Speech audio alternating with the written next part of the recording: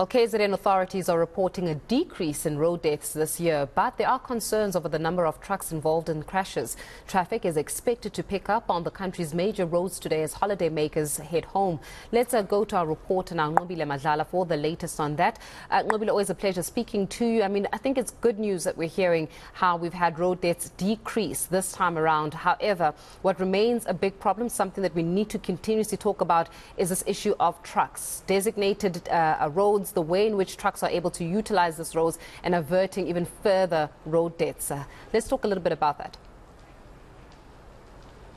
Well, especially when it's rainy weather like what we are seeing today in KZN, it's very problematic around here. Especially I was on the N3 myself. I was noting the same thing, Faith, and it becomes very difficult for motorists in private cars to go past these trucks. But I am going to speak to that as we get the stats first. I want to bring in the spokesperson for transport in KwaZulu-Natal. Gwanele, if you could perhaps give us an idea. Great news that we are seeing an indication or a drop in the number of fatalities or crashes, but perhaps is this good? What are the stats saying? Well, we can safely say we are recording a decrease in both crashes and fatalities. Obviously, we are currently sitting at about 13% decrease in terms of crashes, 10% decrease in terms of fatalities. We consider this as an important foundation moving towards the Easter weekend and holidays, and also as we are embarking on the 365-day road safety campaign. So we are going to be building on this, and we hope that it's going to assist a lot in ensuring that we build a safer road environment in the province of KwaZulu-Natal. But we also can attribute this to the number of factors. Chief among those is the efforts and the visibility by our traffic law enforcement and the entire law enforcement fraternity, because remember, we embarked on an integrated approach where SAPS, traffic officials, custom from SARS, and also all the other agencies are joining hands in working together in ensuring that we tackle both the scourge of crime and also the scourge of road fatalities. And we think that we've laid an important foundation. We are, however, still monitoring the situation. You'll recall that the schools will be opening around the 16th or so. So up until then, we will still be monitoring and ensuring that our eyes are firmly on the ground.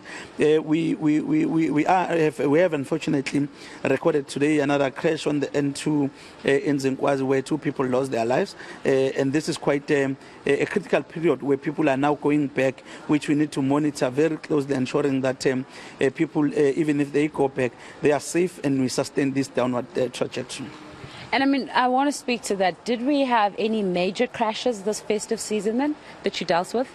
Well, we did. I think, unfortunately, they happened in one day, I think on the 18th of December, where we had an accident in Beckville, which claimed about 7 lives. And on the same day in the afternoon, we had another one on the N2 in Galeria in Durban, where 4 people lost their lives. But these are quite unfortunate accidents, which we all, according to preliminary accident reports, are attributed to driver behavior.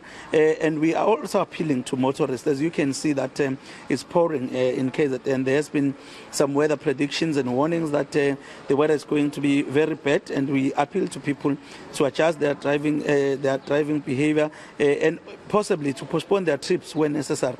But the impact of this rain is quite huge as well in our infrastructure. It damages our infrastructure quite seriously.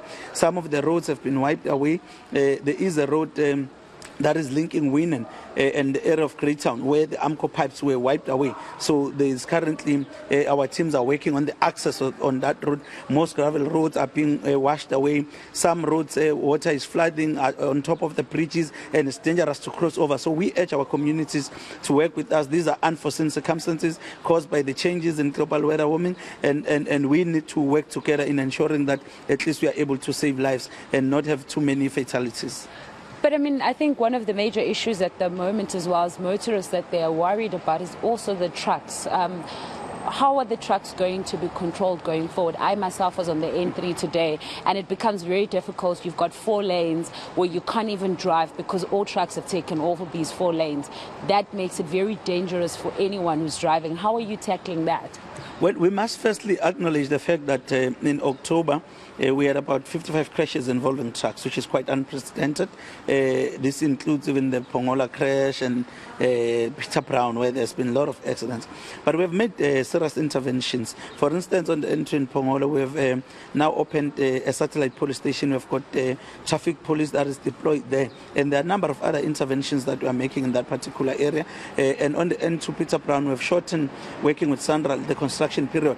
It was supposed to finish in March 2023, but that construction is finished now to open it to traffic and make sure that we eliminate any further loss of lives in that stretch. So these are interventions that government is making to make sure that we work day and night in ensuring that we expedite the processes of construction and allow the traffic to flow freely. But also, we've had engagements with the trucking industry, and if you look at the statistics for this period, there are very few accidents that are involving trucks, which means the message is getting across. However, the challenge that we are grappling with is the proliferation of trucks themselves. The population has doubled, almost the size compared to last year or 3 years back, so which is quite a challenge that is threatening the safety of other road users. It's also threatening the life and the lifespan of our infrastructure. So we are seized with this matter as government, both as the province and at the national level, to say, how do we reduce the volumes of trucks? In strategic areas, we are also exploring issues of saying on certain hours, can we prohibit trucks from moving so that we allow the traffic to flow, especially where the trucks are passing through major towns where we know that in peak hours there's congestion, there are many pedestrians crossing. So we are exploring a number of interventions, but there's also a long-term plan that National is working on of making sure that we are able to fix the rail lines where they were damaged by floods and where there's been vandalism, because most of the challenges are also posed by the fact that rail is unable to move because of vandalism. People are stealing copper and other things, and that's threatening a lot of movement of goods on rail. It's quite a major issue. However, we have had engagement as the province with Transnet. We've had engagement with the National DOT, where we've brought them together to say, how do we together tackle this problem, working with the ports as well. So it's quite an enormous work that we are seized with, but we are quite optimistic that we will be able to find a solution, reduce the volumes of trucks on the road, reduce the volumes of loads on the road, so that at least we are able to prolong the lifespan of our roads and make sure that our people are safe on the road. Just perhaps a message of safety for those that are driving today? Well, we are appealing to people. As I've said, that the weather is quite bad in the province and in other neighboring provinces. We know that most people are now going back to work, and there is a lot of traffic that is leaving the province of KwaZulu-Natal.